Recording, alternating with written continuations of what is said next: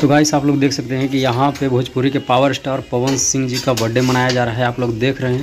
और पवन सिंह के साथ उनके पूरे फैमिली हैं, उनके गुरु जो हैं उनके चाचा ही हैं श्री अजीत सिंह जी, तो वो भी अभी साथ में ही हैं। और भोजपुरी मगही सुपरस्टार एक हमारे साथ में आप लोगों को नज़र आ रहे होंगे, पवन सिंह के साथ में ये बिल्कुल खड़े हैं, देख सकते हैं आप लोग। उनको केक भी खिलाया जा रहा है। जी हाँ, वो गुंजन सिंह है दोस्तों। और गुंजन सिंह और पवन सिंह दोनों एक दूसरे को बड़े भाई और छोटे भाई का सम्मान देते हैं। और देखिए पवन सिंह की मम्मी भी है यहाँ पे, और ये है जो विशाल गगन जी हैं।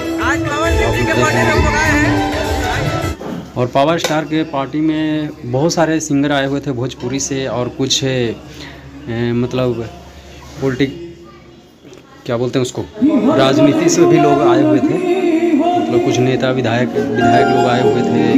और hello guys, welcome back to my new blog. तो फिर से आपको नए वीडियो में स्वागत करता हूं।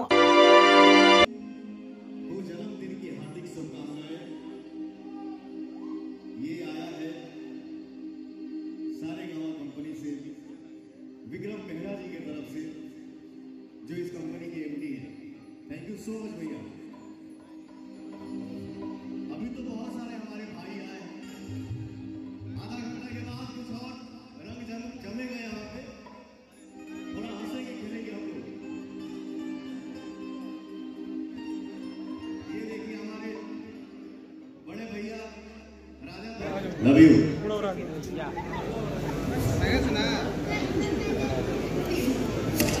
कहाँ हो गदर सिंह के पोस्टर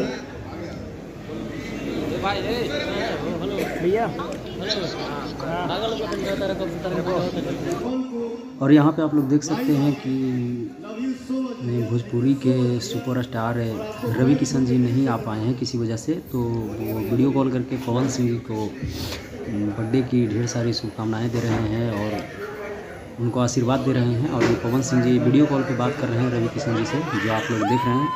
और यहाँ पे बगल में है आनंद मोहन जी खड़े स्टेज पे।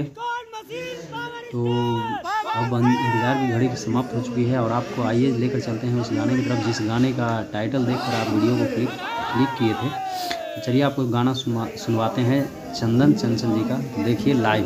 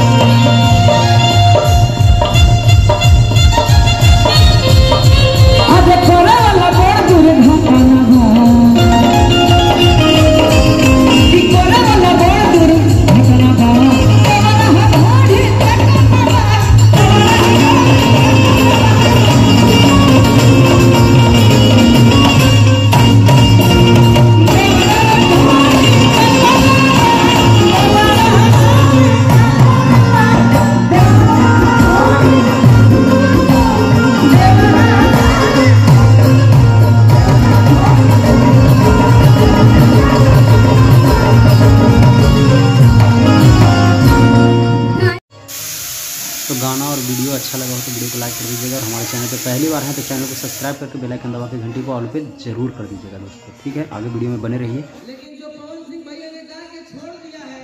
और देखिए गुंजन सिंह, पवन सिंह और विशाल गगन जी स्टेज पे हैं, डिम्पल सिंह हैं, शिल्पी राज जी हैं, विजय चौहान हैं, विनय तिवारी हैं जिनको पवन सिंह 2 कहा जाता है, निशा उपाध्याय जी हैं, हम हैं, तो बहुत सारे लोग हैं यहाँ पे आए हुए जो आप लोगों को वीडियो में दिख रहे होंगे।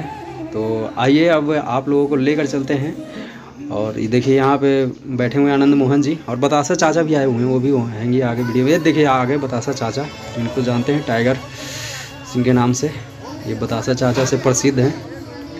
और खाने में तो पता नहीं कितने प्रकार के वेराइटीज़ था यहाँ पे, बहुत सारे वेजिटेरियन नॉन वेज सब था, सब हर चीज़ का व्यवस्था था यहाँ पे।